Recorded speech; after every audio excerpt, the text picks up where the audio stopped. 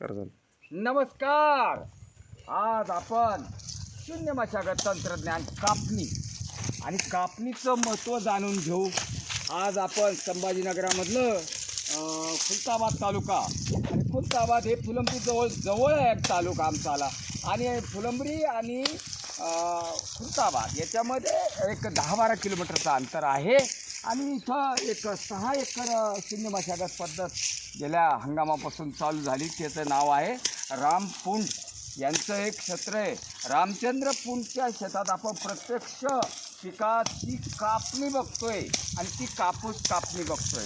नानाजी देशमुख कृषी प्रकल्पांतर्गत हे तंत्रज्ञान गेल्या वर्षीपासून मोठ्या प्रमाणात आता संभाजीनगरात चालू झालेलं आहे आणि संभाजीनगरामध्ये साधारण एक 20-25 गावामध्ये काम चालू आहे. यावर्षी 50 ते 60 गावात हे काम नव्यानं सुरू होणार आहे. पण गेल्या वर्षीची ते सुरू झालेलं आपण इथं हंगाम संपलेला आहे आता आणि कापसाचा हंगाम संपून पराठ्याची कापणी आणि कापणी करून भूमातेला मुळं आणि खोडं रामचंद्र पुंड हे ठेवत आहे आणि आज ते मुळांचं आणि खोडांचं हे भूमातेला दान करत आहे बरं का. हे दान करत आहे आणि आज कार्यक्रम चालू झाला. ही मोठी पट्टी आहे, शेळ्या मेंढ्या सोडून घेतलेल्या आहे आणि हे तुम्हाला जे कापलेलं दिसतं आणि गेल्या वर्षीचे बेड तारी त्याला कोण मारी बेड आम्ही तारलेला आहे. आज बेडवर पुन्हा नांगरणी नाही आहे, पुन्हा रोट्या नाही आहे, काही दिसत नाही आहे आणि एक प्रत्यक्ष कापणी कशी करता ही सर्व SRT किंवा शून्य मशागत लाभधारकाला प्रत्यक्ष आपण दाखवत आहोत. प्रत्यक्ष कसं कापता बा तुम्ही. आजपर्यंत आपण चिमटा लावून काही उपटून घेत होतो पण हे तसं नाही आहे.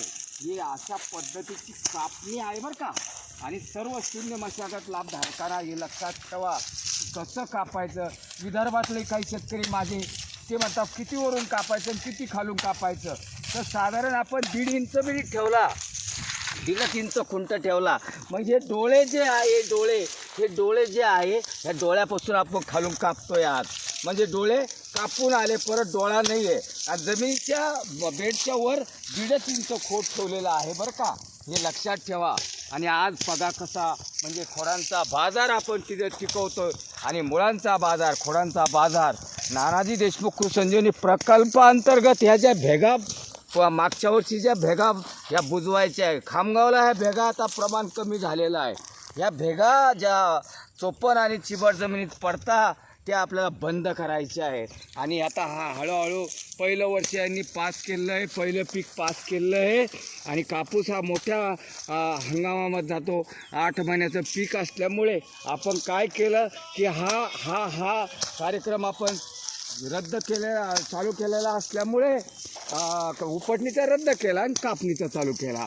मग कापणीमुळे काय झालं जमिनीमध्ये खोडं आणि मुळं तशीच राहिलेली आहे आणि हा मोठा भाग आहे. हा सर्व चोपणयुक्त भाग आहे. जमिनीवर झाडाची रचनासुद्धा केलेली आपण की कार्बन कसं क्रेडिट होईल इथं आणि कार्बनचं क्रेडिट हे महत्त्वाचं आहे.